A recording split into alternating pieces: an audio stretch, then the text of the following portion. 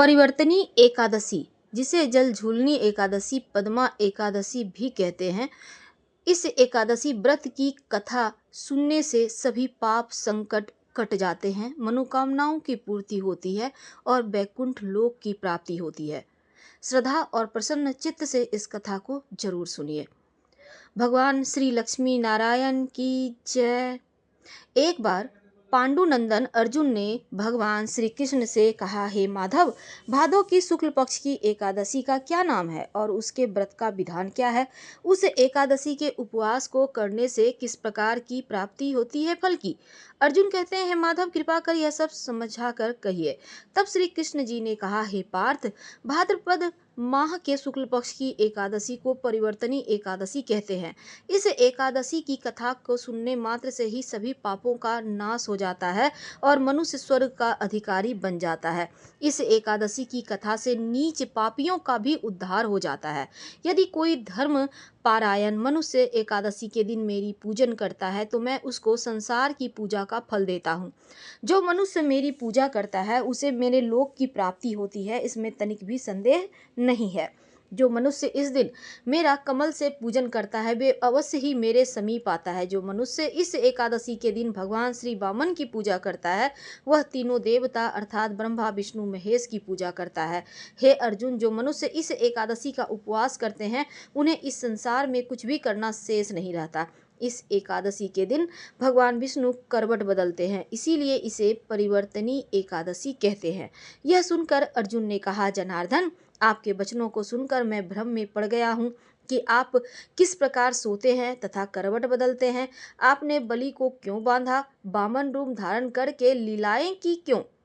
कृपया यह सब आप विस्तार पूर्वक कहिए। तब भगवान श्री कृष्ण ने कहा, हे कुंती पुत्र अर्जुन, अब तुम समस्त पापों का शमन करने वाली इस कथा का ध्यान पूर्वक श्रवण करो। भगवान श्री कृष्ण कहते हैं, हे अर्जुन, त्रेता युग में बलि नाम का एक असुर था।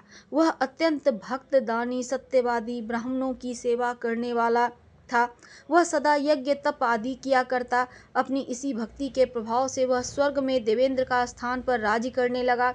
देवराज इंद्र तथा अन्य देवता इस बात को सहन नहीं कर सके और भगवान श्री हरि के पास जाके प्रार्थना करने लगे।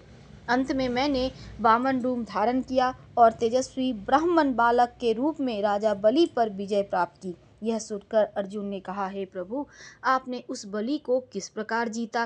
कृपा करके यह सब विस्तार पूर्वक बतलाइए। तब भगवान श्री कृष्ण जी ने कहा कि हे अर्जुन, मैंने वामन रूप धारण करके राजा बलि से याचना की कि हे राजन, मुझे तुम 3 पग भूमि दान दे दो, इससे तुम्हें 3 लोक के दान का फल प्राप्त होगा। राजा बलि ने इस छोटी सी याचना को स्वीकार कर लिया और भूमि देने को तैयार हो गया।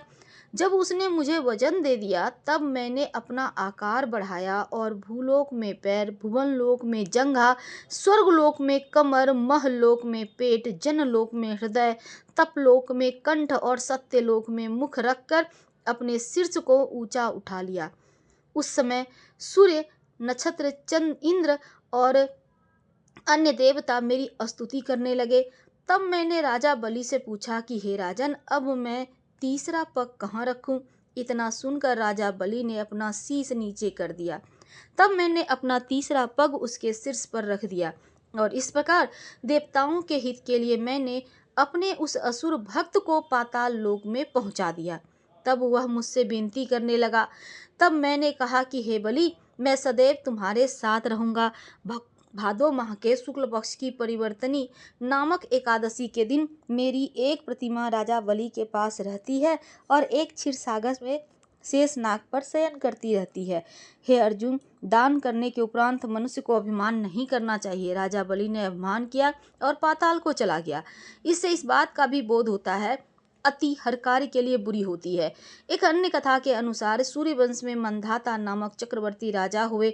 उनके राज्य में सुख संपदा की कोई कमी नहीं थी। प्रजा सुख से जीवन व्यतीत कर रही थी, परंतु एक समय उनके राज्य में 3 वर्षों तक वर्षा नहीं हुई। प्रजा दुख से व्याकुल थी।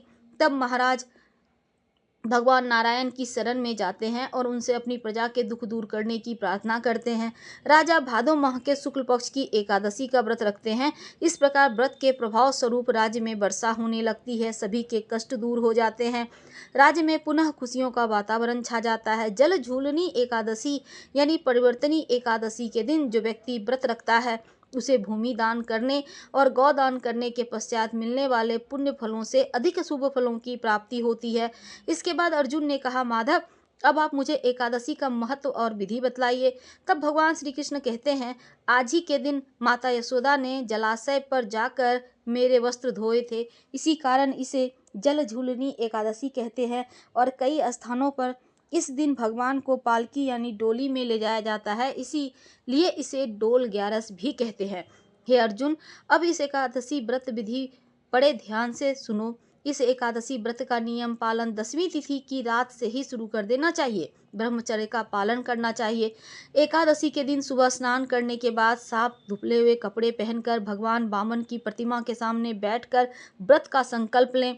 इस दिन यथासंभव उपवास करें। उपवास में अन्न ग्रहण नहीं करें, संभव ना हो तो एक समय फलाहार कर सकते हैं। इसके बाद भगवान वामन की पूजा विधि विधान से करें।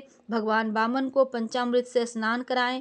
स्नान के बाद उनके चरणों को व्रती अपने परिवार के सभी सदस्यों के अंगों पर छिड़के और उस चरणामृत को पिए। इसके बाद भगवान को गंध, पुष्प, धूप, दीप, नैवेद्य आदि पूजा सामग्री अर्पित करें। इस दिन पूरे समय भगवान विष्णु का जाप करते रहना चाहिए और साथ ही साथ भगवान शिव और माँ पार्वती का ध्यान करने से भी भगवान श्री नारायण जी की कृपा प्राप्त होती है। व्रत के अगले दिन वेद पाठ करने वाले मनुष्य ब्राह्मणों को भोजन कराकर दान दक्षिणा दें। ऐसा करने से घर में सुख, शांति, ऐश्वर्य की वृद्धि होती है और निश्चित रूप से संतान सुख की प्राप्ति होती है। इस दिन सूर्य देवता को अर्घ्य जरूर दें। केले के पेड़ की पूजा करें। गाय को चने की दाल, गुड़ अवश्य खिलाएं। रात्रि में जागरण करने से जन्म जन्मों के पाप नष्ट हो जाते हैं। घर आए हुए किसी भी व्यक्ति को अपमान ना करें। ओम नमो भगवते वासुदेवाय नमः इस महामंत्र का जितना अधिक हो सके जाप करते रहना चाहिए। भगवान को तुलसी मिश्रित जल अवश्य पिलाना चाहिए। विष्णु सहस्त्र नाम का जप एवं भगवान वामन की कथा सुने। रात को भगवान वामन की मूर्ति के समीप ही सोएं और दूसरे दिन यानी द्वादशी तिथि के दिन किसी वेद पाठी ब्राह्मण को भोजन कराकर दान देकर आशीर्वाद लेवें। जो मनुष्य यत्न के साथ विधि पूर्वक इस व्रत को करते हुए रात्रि जागरण करते हैं, उनके समस्त पाप नष्ट होकर अंत में स्वर्ग लोक को प्राप्त होते हैं। इस एकादशी की कथा के श्रवण मात्र से वाजपेयी यज्ञ का फल प्राप्त होता है। बोलो भगवान विष्णु की जय, माता लक्ष्मी की जय। अब सुनते हैं तुलसी माता की कथा। इस कथा को सुनने से एकादशी व्रत पूर्ण हो जाता है। प्राचीन समय की बात है, एक परिवार में ननद और भाभी साथ रहते थे। ननद का विवाह हुआ नहीं था और तुलसी जी के पौधे की बहुत सेवा करती, नियम से तुलसी को सींचती, दीपक जलाती, लेकिन उसकी भाभी को यह सारी बातें पसंद नहीं थी। जब कभी उसकी भाभी को बहुत ज़्यादा गुस्सा आता, अपनी ननद को ताना देते हुए कहती, जब तुम्हारा विवाह होगा तो मैं इस तुलसी को ही बारातियों को खाने को दूंगी और तुम्हारे दहेज में भी तुलसी ही दूंगी। तुम जब देखो तुलसी की सेवा करती रहती हो। कुछ समय बीत जाने के बाद ननद का विवाह तय हो गया। विवाह के दिन भाभी ने अपने कहे अनुसार बारातियों के सामने तुलसी का वह गमला फोड़ दिया जिसकी सेवा उसकी ननद किया करती थी और तुलसी के पत्ते खाने के लिए कहा। तुलसी जी की कृपा से वह फूटा हुआ गमला कई सारे स्वादिष्ट पकवानों में बदल गया। भाभी ने गहनों के नाम पर तुलसी की मंजरी से बने हुए गहने अपनी ननद को पहना दिए। देखते ही देखते तुलसी की मंजरी से बने वह गहने सुंदर सोने जवाहरात में बदल गए। इतना ही नहीं, भाभी ने मारे क्रोध के वस्त्रों के स्थान पर तुलसी का जनेऊ रख दिया, वह भी सुंदर रेशमी वस्त्र में बदल गया। अब जब ननद अपनी ससुराल में पहुंची, ससुराल में तो उनके दहेज की प्रशंसा हुई। वह बात भाभी के कानों तक पहुंची तो उसे बड़ा आश्चर्य हुआ। उसने सोचा, उसने तो ननद के पहने कपड़े, जनेऊ तक तुलसी के ही रखे थे, तुलसी की मंजरी रखी थी। यह सब जानकर भाभी को बहुत आश्चर्य हुआ। अब उसे तुलसी की पूजा का महत्व समझ में आ गया। उस भाभी की एक बेटी थी। तब वह अपनी बेटी से कहने लगी, बेटी तुम भी तुलसी की सेवा किया करो, तुम्हें भी तुम्हारी बुआ की तरफ फल मिलेगा। वह जबरदस्ती अपनी बेटी से तुलसी की सेवा करने को कहती, लेकिन बेटी का मन तो तुलसी की सेवा में लगता ही नहीं था। धीरे धीरे समय व्यतीत हुआ। भाभी की लड़की बड़ी हो गई। अब उसके विवाह का समय आ गया। तब भाभी सोचने लगी, जैसा व्यवहार मैंने अपनी ननद के साथ किया था वैसे ही मैं अपनी बेटी के साथ करूंगी, तो यह भी गहनों से लद जाएगी। बारातियों को भी खाने के लिए तरह तरह के पकवान मिलेंगे और ससुराल में भी बहुत मान सम्मान प्राप्त होगा। यही सोचकर सभी बारातियों के सामने तुलसी का गमला फोड़ देती है। लेकिन इस बार गमले की मिट्टी ही मिट्टी रहती है। मंजरी और पत्ते भी अपने ही रूप में रहते हैं। जनेऊ ने भी अपना रूप नहीं बदला। और जब भाभी ने सभी बारातियों को खाने में तुलसी के पत्ते दिए तो यह देखकर सभी लोग बाराती भी भाभी की बुराई करने लगे। भाभी ने लालच में आकर अपनी बेटी के दहेज में भी तुलसी के पत्ते, मंजरी आदि रख दिए थे। जब बेटी अपने ससुराल पहुंची तो वहां पर भी उसकी बुराई हुई। अब भाभी गुस्से के मारे कभी भी अपनी ननद को नहीं बुलाती थी। एक दिन भाई ने सोचा, मेरी पत्नी तो मेरी बहन को बुलाती नहीं है, क्यों न मैं अपनी बहन से मिलकर आऊं।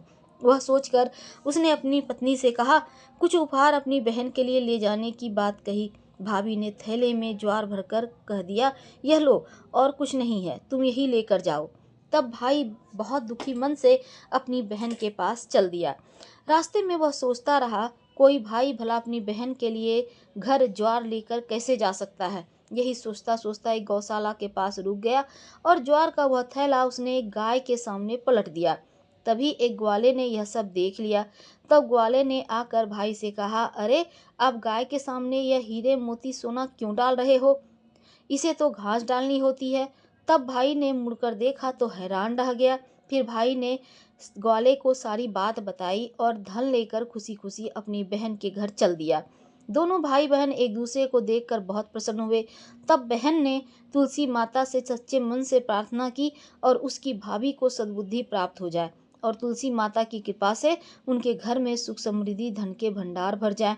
तब कुछ दिनों के बाद देखते ही देखते भाभी का मन बदल गया और वह अपनी ननद को बहुत मान सम्मान देने लगी और वह सच्चे मन से तुलसी जी की सेवा करने लगी।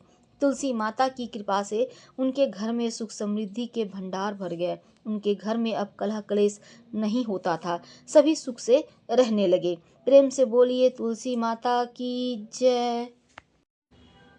अब सुनते हैं समस्त पापों का नाश करने वाला भगवान श्री हरि विष्णु की कथा, जिनको सुनने से दुख और दरिद्रता समाप्त हो जाती है। एक ब्राह्मण था, उसका नाम था अजामिल। वह अजामिल बड़ा शास्त्रों का ज्ञाता था। शील, सदाचार, सद्गुणों का वह खजाना था। ब्रह्मचारी, जितेंद्रिय, सत्यनिष्ठ, विनयी, मंत्रवेत्ता और पवित्र भी। इसने गुरु, संत, महात्मा सबकी सेवा की। एक बार अपने पिता के आदेश के अनुसार वन में गया और वहां फल फूल समिधा कुछ लेकर घर के लिए लौटा। लौटते समय उसने देखा एक व्यक्ति मदिरा पीकर किसी वेश्या के साथ विहार कर रहा है। वेश्या भी शराब पीकर मतवाली हो रही है। अजामिल ने पाप किया नहीं, केवल आंखों से देखा और काम के बस में हो गया। अजामिल ने अपने मन को रोकने की बहुत कोशिश की लेकिन नाकाम रहा। अब वह मन ही मन उसी वेश्या का चिंतन करने लगा और अपने धर्म से विमुख हो गया। अजामिल सुंदर सुंदर वस्त्र, आभूषण आदि वस्तुएं जिनसे वह प्रसन्न होती लेकर जाता, यहाँ तक कि इससे उनके अपने पिता की सारी संपत्ति देकर भी उस उल्टा को रिझाया। यह ब्राह्मण उसी प्रकार की चेष्टा करता जिससे वह वेश्या प्रसन्न हो। इस वेश्या के चक्कर में इसने अपने कुलीन नवयुवती विवाहित पत्नी तक का परित्याग कर दिया, उस वेश्या के साथ रहने लगा। इसने बहुत दिनों तक वेश्या के मल समान अपवित्र अन्न से अपना जीवन व्यतीत किया और अपना सारा जीवन ही पापमय कर लिया। यह कुबुद्धि न्याय से अन्याय से जैसे भी जहाँ कहीं भी धन मिलता वहीं से उठा लाता और उस वेश्या के बड़े कुटुंब का पालन करने में ही व्यस्त रहता। चोरी से, जुए से, धोखाधड़ी से अपने परिवार का पेट पालता। एक बार कुछ संत इस गांव में आए और गांव के बाहर संतों ने कुछ लोगों से पूछा कि भैया किसी ब्राह्मण का घर बताइए, हमें वहां रात गुजारनी है। इन लोगों ने संतों के साथ मजाक किया और कहा, संतों, हमारे घर में तो एक ही श्रेष्ठ ब्राह्मण है जिसका नाम है अजामिल, और इतना बड़ा भगवान भक्त है कि गांव के अंदर नहीं रहता, गांव के बाहर ही रहता है। अब उस संत जन अजामिल के घर पहुंचे, दरवाजा खटखटाए। भक्त अजामिल दरवाजा खोला और जैसे ही अजामिल ने दरवाज़ा खोला, संतों के दर्शन करते ही मानो आज अपने पुराने अच्छे कर्म याद आ गए। संतों ने कहा कि भैया, रात बहुत हो गई है, आप हमारे लिए भोजन सोने का प्रबंध कीजिए। अजामिल ने सुंदर भोजन तैयार करवाया, संतों को करवाया। अब अजामिल ने संतों से सोने के लिए कहा तो संत कहते हैं, भैया हम प्रतिदिन सोने से पहले कीर्तन करते हैं, यदि आपको समस्या ना हो तो हम कीर्तन कर लें। अजामिल ने कहा, आप ही का घर है महाराज, जो दिल में आए सो करो। संतों ने सुंदर कीर्तन करना आरंभ किया।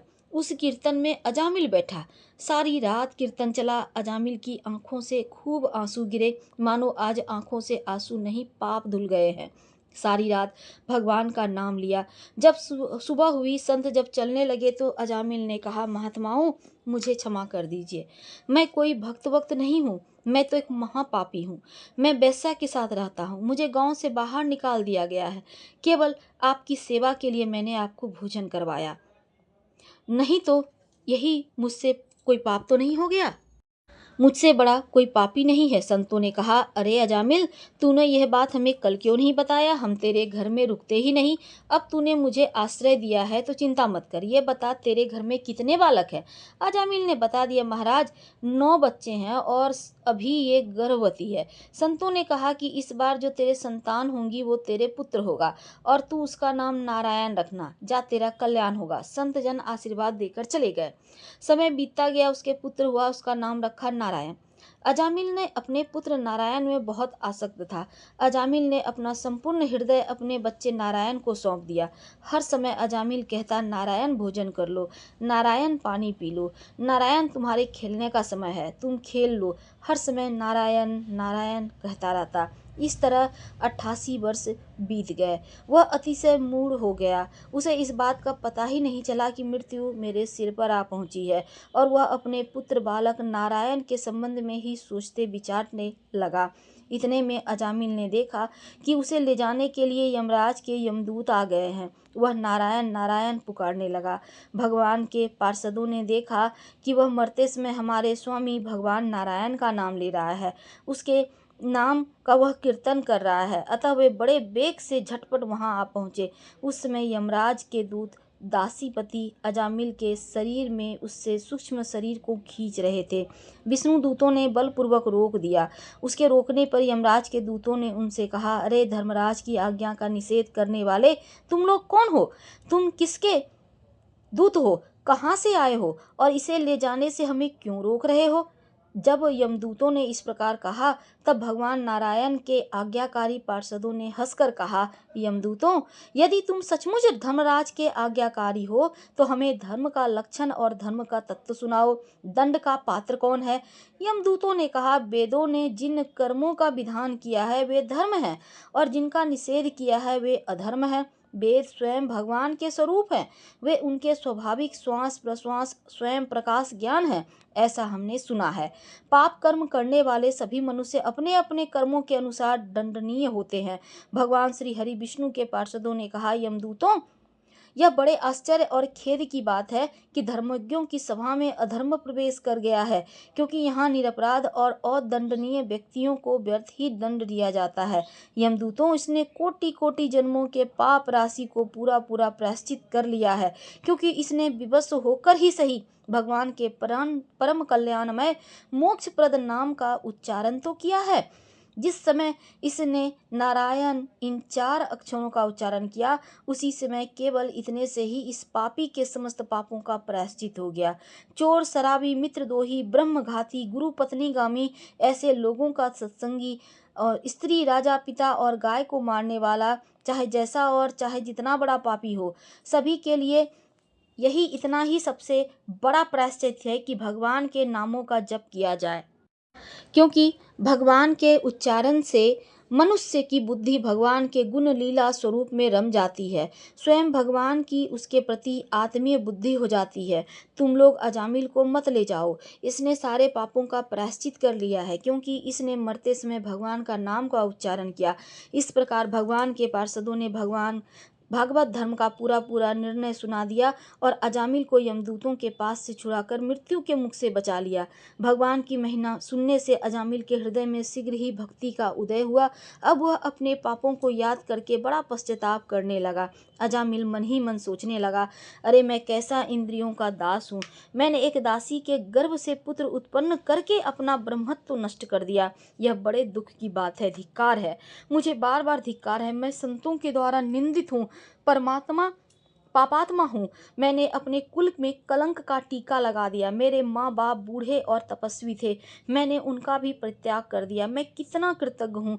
अब मैं अवश्य ही अत्यंत भयानक नरक में गिरूंगा, जिससे गिरकर धर्मघाती पापात्मा कामी पुरुष अनेकों प्रकार की यम यातना भोगते हैं।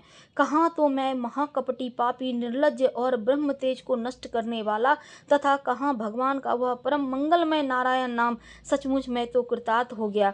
अब मैं अपने मन इंद्रिय और प्राणों को बस में करके ऐसा यत्न करूँगा कि फिर अपने को घोर अंधकार में नरक में न डालूं। मैंने यमदूतों के से डर के अपने पुत्र नारायण को पुकारा और भगवान के पार्षद प्रकट हो गए। यदि मैं वास्तव में नारायण को पुकारता तो क्या आज श्री नारायण मेरे सामने प्रकट नहीं हो जाते। अब अजामिल के चित्त में संसार के प्रति तीव्र वैराग्य हो गया। वे सबसे संबंध मोह छोड़कर हरिद्वार चले गए। उस देवस्थान में जाकर वे भगवान के मंदिर में आसन पर बैठ गए और उन्होंने योग मार्ग का आश्रय लेकर अपनी सारी इंद्रियों को अन्य विषयों से हटाकर मन भगवान श्री हरि विष्णु में लीन कर लिया और मन को बुद्धि से में मिला दिया। इस प्रकार आत्मचिंतन के द्वारा उन्होंने बुद्धि को विषयों से पृथक कर लिया, भगवान के धाम अनुभव स्वरूप परब्रह्म में जोड़ दिया। इस प्रकार जब अजामिल की बुद्धि त्रिगुणमयी प्रकृति से ऊपर उठकर भगवान के स्वरूप में स्थित हो गई, तब उन्होंने देखा कि उनके सामने वे ही चारों पार्षद जिन्हें उन्होंने पहले देखा था खड़े हैं। अजामिल ने सिर झुकाकर उन्हें नमस्कार किया।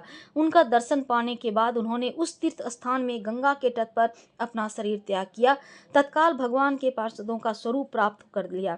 अजामिल भगवान के पार्षदों के साथ स्वर्गमय विमान पर आरूढ़ होकर आकाश मार्ग से भगवान श्री लक्ष्मीपति के निवास स्थान बैकुंठ को चले गए। बोलिए प्रेम से भगवान श्री हरि विष्णु की जय, माता लक्ष्मी की जय। हर हर महादेव। वीडियो पसंद आए तब लाइक कर सब्सक्राइब करें, अपनों से शेयर करें और कमेंट में हर हर महादेव जरूर लिखें। धन्यवाद।